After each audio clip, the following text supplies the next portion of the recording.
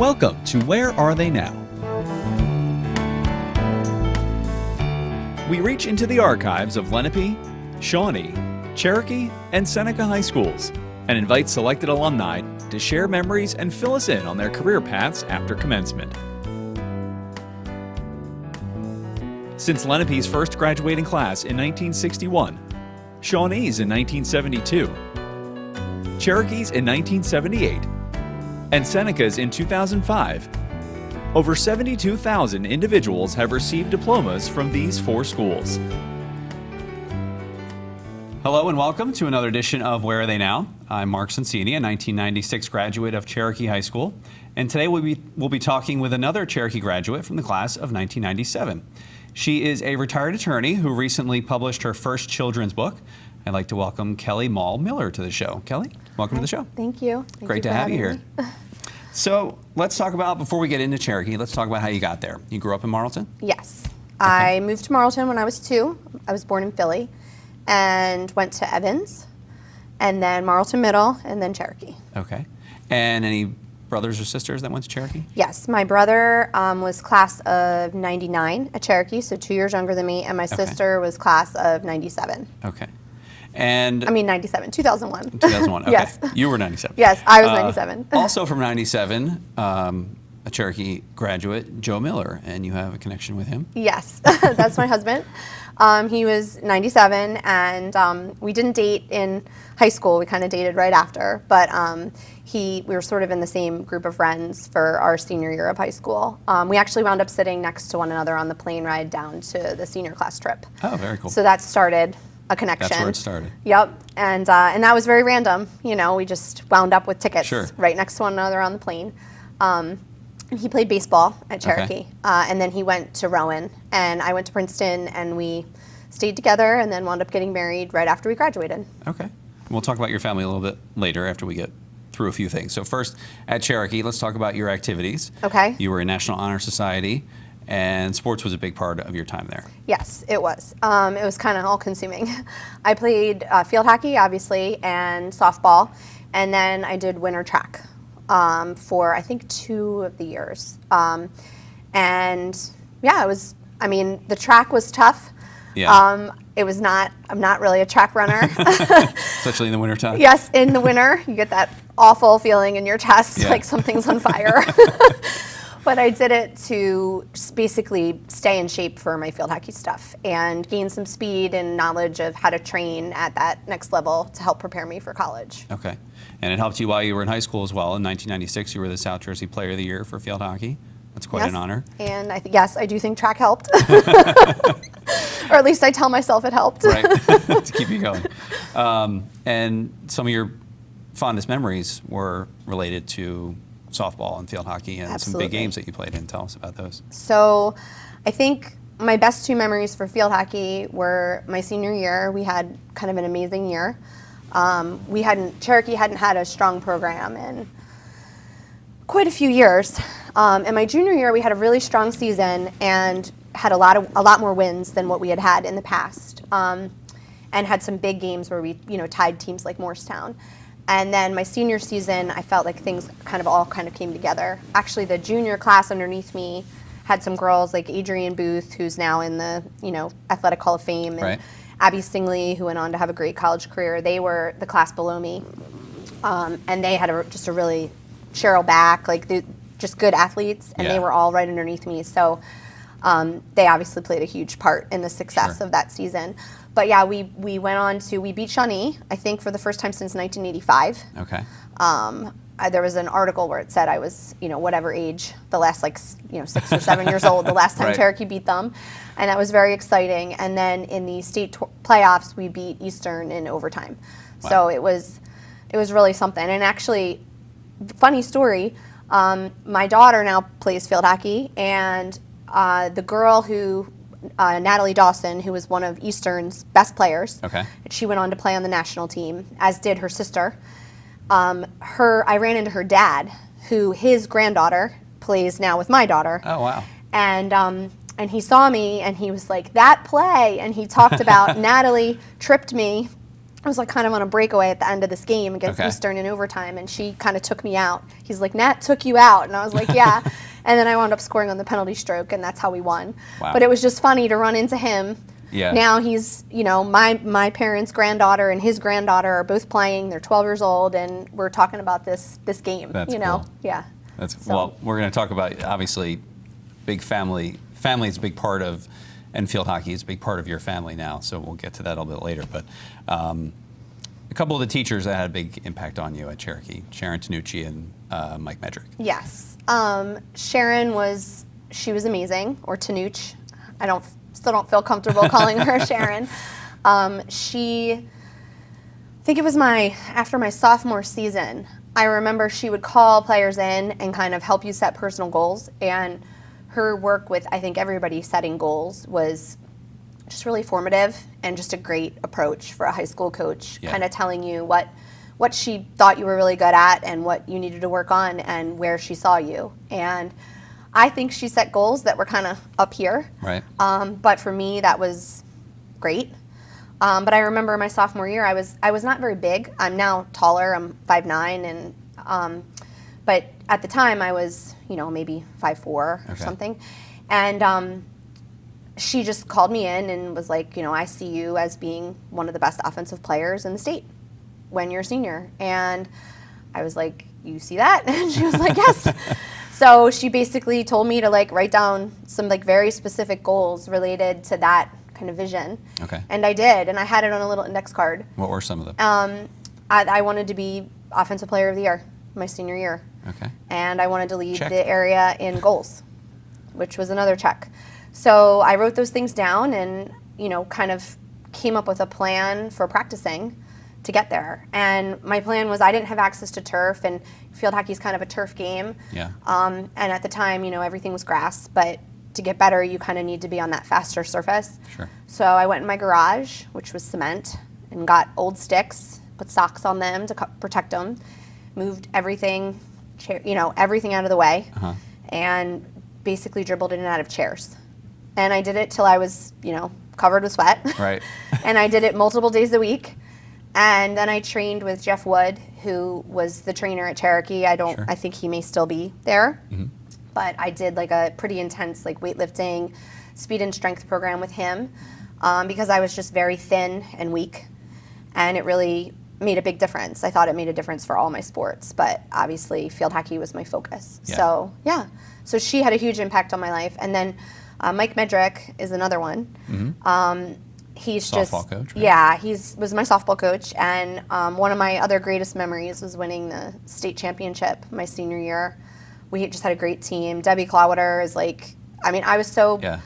blessed really to play with so many good athletes. Like you don't win these things or have great seasons with like one or two people. Sure. It takes so many people. Yep. So Debbie I think she's Athletic Hall of Fame too Yeah. at Cherokee, and she was our pitcher and all everything and threw the ball lightning fast.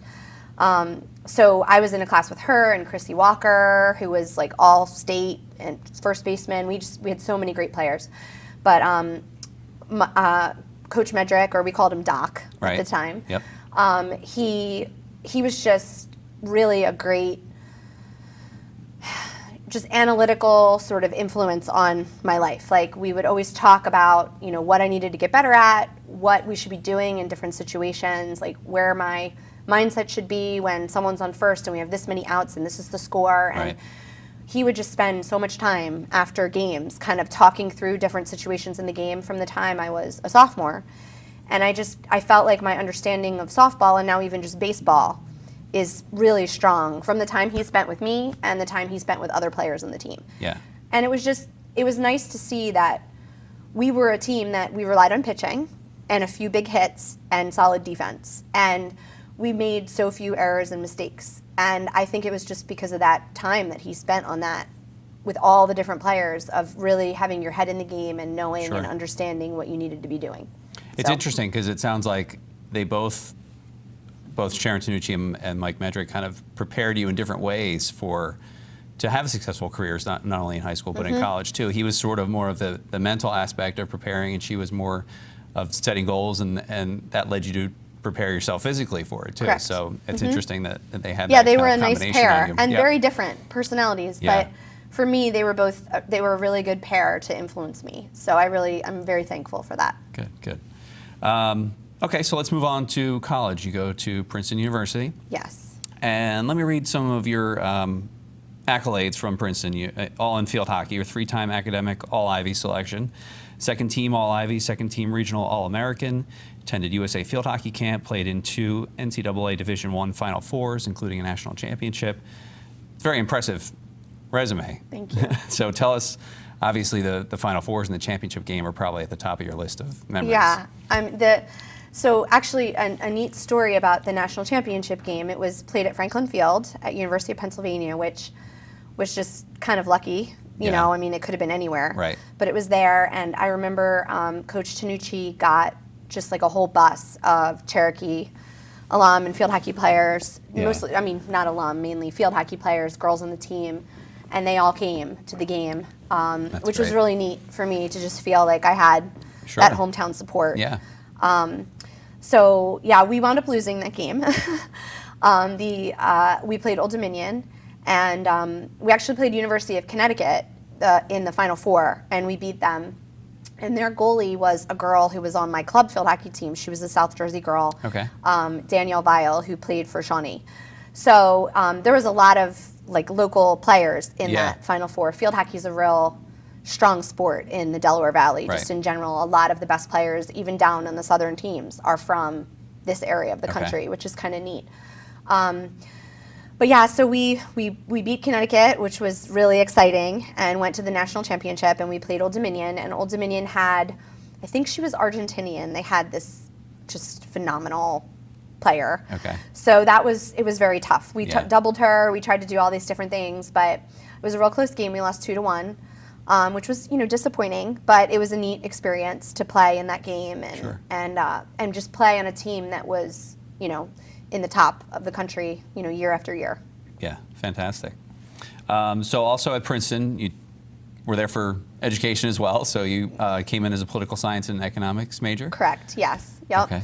And you have to write a big thesis to graduate, and so I did that, and it was intense academically. It was hard to go. I felt like math and science-wise, I was like very well prepared for Okay. that sort of an education, but the writing was a little, I had to. It's funny because I think that wound up impacting me later on in that the first papers I started writing, a lot of the students that had gone to different sorts of private schools, they had special writing programs, and they were just pumping out these like 10-page papers. Right. And I was like, I've never had to do this before. So I went, they had a writing center there, and I went and I was like, I need help. And they really like broke a lot of things down for me. And by the end of my freshman year into my sophomore year, I was pumping out papers just like everybody else, And the techniques they taught me actually carried over into my own life in me being able to help other people with that. Because like I mentioned this when we were talking before the show, but after college, I went out and worked at a college. It was called Ave Maria College, now Ave Maria University in Florida. Okay. And I helped set up a college writing center for writing tutoring for the students and basically did what had been done for me when I was at Princeton. So Okay. that was really neat and rewarding. And so you graduated from Princeton, and you took some time off before you went to Ave Maria, or was that after? I graduated and got married. Okay. So I got engaged right before my senior year. It was funny. It was at field hockey, and I'm taking off my diamond ring, and which actually is not on right now because my diamonds are loose and it's being fixed. But Okay. I was taking that off and putting it in my stick bag, in my little mouth guard case. Not a lot of girls doing that. No, probably. no, and it was kind of a joke. Everyone on the team Yeah. was like, "This is hilarious. You're getting married," but not many people were dating their high school boyfriend. Sure. So we had been dating a while, and then we graduated in May and got married in August. Okay. And then he started law school, and I took a year. I worked at the college for a year, and then I went to law school. Okay. So you go all through law school, and while you're doing that, you start building your family. Yes, I had 2 kids when I graduated. So my oldest, Gianna, who's now about to turn 15, and my son, Charlie, who is 13. And then I passed the bar, and then I've been a mom. So I did some internships and worked a little bit as a lawyer just in law school. But since that time, I've really been home. I passed the bar and then I applied for retired status, which is, it's sort of funny to say you're retired. It's like I'm living this leisurely life. Right. But I have 6 children, Well, so. not so leisurely. Yeah. So, all right, so tell us about the rest of your kids. You have 4 girls and 2 boys, right? 4 girls and 2 boys. So my oldest they're 15, 13, and then my 11-year-old is named Gus, and he's in 5th grade. And then Claire, who's in 3rd grade, she's 9. Josie is 7, she's in 1st grade, and then the baby Maggie is 3. So it's a lot. So how is that having, your oldest being in high school and then your youngest being 3? What's that dynamic like? Yeah, it's crazy. It's fun. I mean, Maggie is a big hit amongst all of Gianna's friends because it's kind of this novelty, right? To have this baby who's more than a decade younger. Yeah. I mean, they're 12 years apart, and she seems to love the attention. I think it's, there's challenges. Like my younger girls spend a lot of time like on the sidelines of things and getting kind of dragged around. Yeah. And then the older kids have to make sacrifices too. But I think it's, it's neat to have a big family. It's just when your kids are involved in sports and stuff, it's a little exhausting. You're running everywhere, yeah. I'm sure. Yeah. So how many of your kids are playing field hockey? 2 formally, sort of 3. Okay. Josie she did a little bit of rec, but she's going to play, I think, a little bit more next year. They play a lot. I actually put turf in my basement. Wow. My daughter and I did it. They just want to clear out the garage with the chairs? It's kind of the same thing. We don't have a garage. Okay. So we have a basement, and it's like maybe a 15 by 12 space. Okay. And you it's just put turf down It was there. cement, so I went to Home Depot and they have, pretty cheap flat turf, but I just thought that would be a better surface than the bumpy cement because it wasn't a nice floor down there, not like my garage. So it was neat. On a Saturday, we measured, and my daughter and I went and we got all the supplies we needed and we cleared everything out, and she and I turfed the basement. And it's not perfect. There's definitely some seams and we've had to kind of flatten them out, but I know her and the girls, they are down there with their sticks all the time. And they all must love it. It's just, it's like a new play area too. Yeah. Right? So and it makes the area nicer too. Even my boys seem to like it. We have ping pong, a ping pong table that they roll in and out. And it's nicer to be on that as opposed to the cement floor. When it goes off the table, you're not running all the way across the room to get it. It stops. Okay. I see where that is. So your older ones are playing field hockey. The younger ones, as you said, are on the sidelines. Yes. Probably interested in field hockey. Right. And that sort of leads us to what you're doing now. Right. And how you got started. So you're an author and illustrator. Correct. Of a children's book, Felicity Plays Field Hockey. Yep. Which we have right here. So tell us how this came about. Tell us the story of how you made this happen. Okay. So almost 2.5 years ago in the summer, my girl, I love children's literature, which is something we haven't touched on, but that's one of my favorite parts of being a mom and having young kids is read aloud books and reading to them. And we have a really large library. I have a hard time resisting buying a book. Yeah. And we're more low tech with the way we raise the kids and very into books. So my kids are pretty into reading. And I love reading aloud to them, and I love children's picture books and art. And I took a lot of art at Princeton. It almost was a minor, like economics, but they wouldn't allow me to have 2 minors. Okay. So I love beautiful books. And my kids, my younger girls, just kept saying, we want a book about a girl who plays field hockey. Like, you read books about ballerinas and fairies and princesses and dress up, but there's no book about a girl who plays field hockey. So we searched, and I searched and searched, and I couldn't find one. And so I then started to just look for sports books in the genre of illustrated children's books like this, and was really not able to find any for little girls. Okay. I mean, there were some chapter books for older girls about sports, books that had like pictures of, Mia Hamm, but they were like actual photographs. They Right. weren't illustrated children's books. So I decided that we would make one. And I just said to the girls, we'll make our own book. But at the time I thought it was going to be some stapled paper. Right. And we're going to draw this character. And then when the book falls apart, we'll make another one. Right. And so I started drawing her, and they started coloring her in. Okay. And at the time my girls were, so this was basically almost 3 years ago now, so they were 6 and 4. Okay. And then obviously the baby, but Right. she was not. And then my older daughter would be like, oh, this is fun, and add different ideas in. So they, were like, she should have mismatched socks. Like, her socks should be fun. She should be bright. She should have pigtails. Like, Sure. So that we went through that, and we got a good sketch of her, and then we started with a story, and they said she needed to have an annoying brother, which she does in the book. And she needed to have a pet rabbit, which we had, and she has that in the book. And so it kind of... How were her brothers with the fact that she had an annoying brother in the book? I think okay with that? they think he's awesome. Okay. And actually, They don't find him annoying at I've all. had a few people ask me for a book about Max, the annoying brother. Oh, okay. So, and then USA Field Hockey was funny. They were like, boys play field hockey too, and in Europe it's very big for men.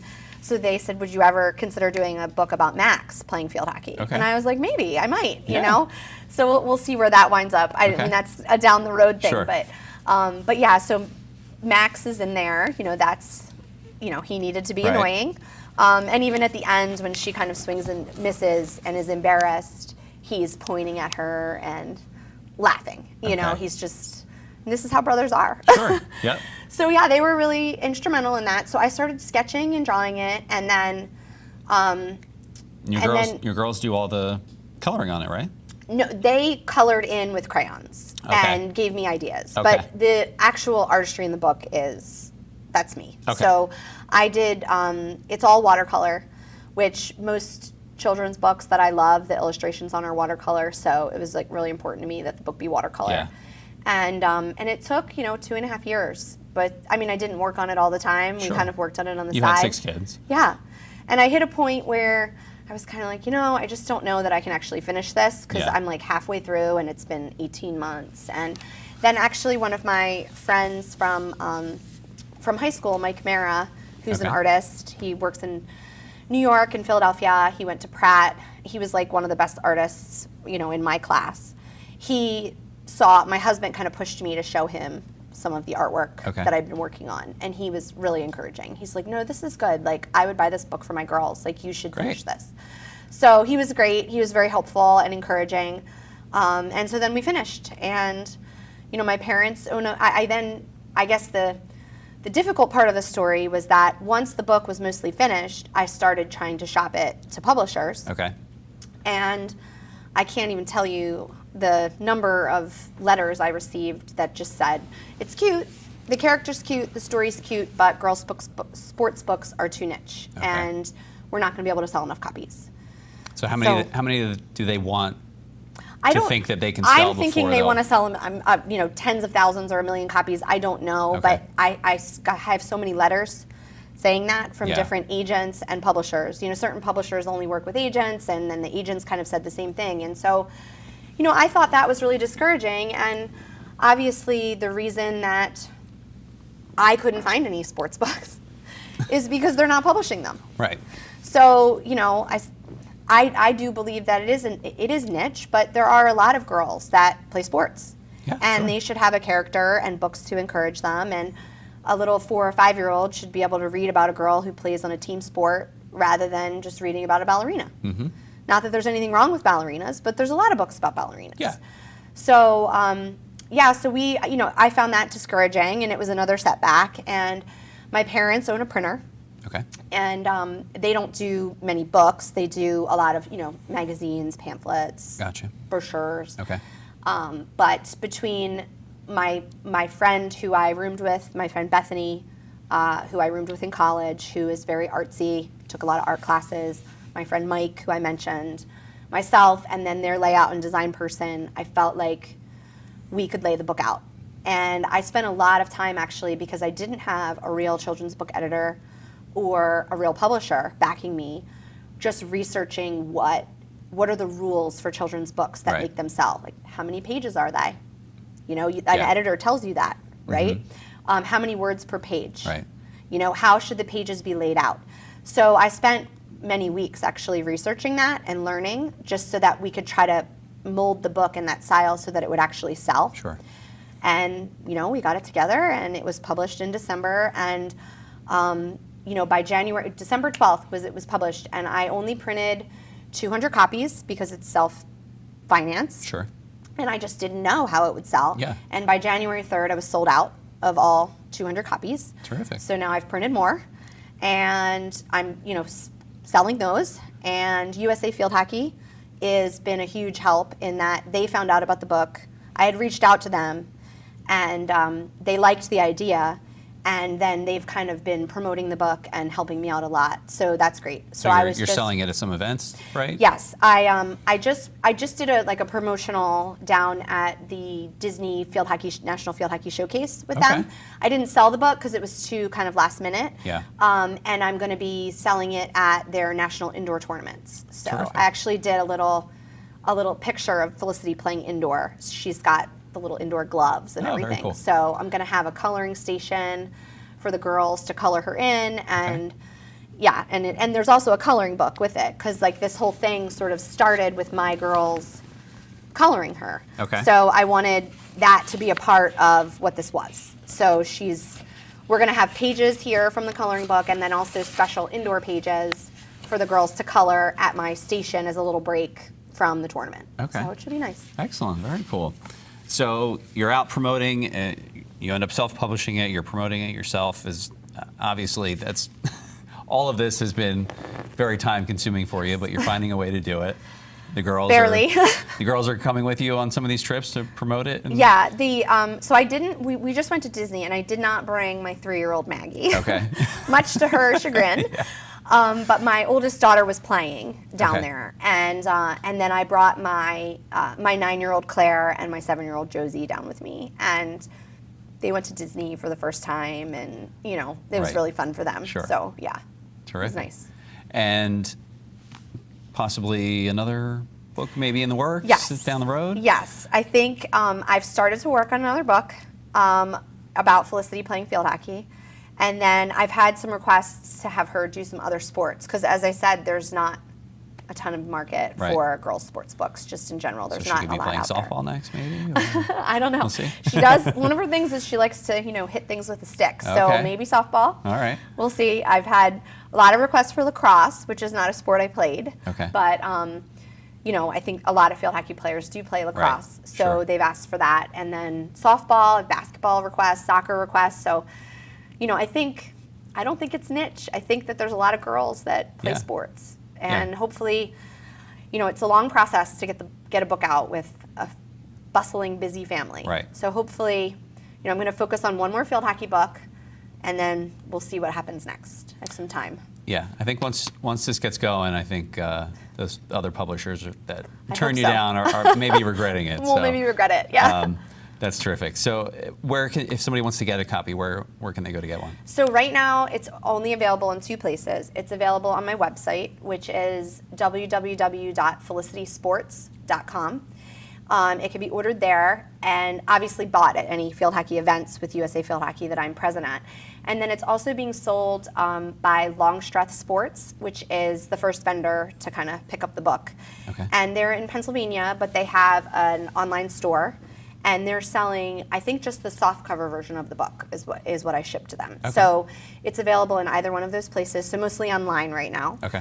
And then I will be at, starting in the fall, I'm trying to contact local rec departments and field hockey tournaments, and hopefully we'll be doing some vending at those events. Terrific. Yeah. So kids who are in field hockey, they may be seeing you very soon at some of those events. Terrific.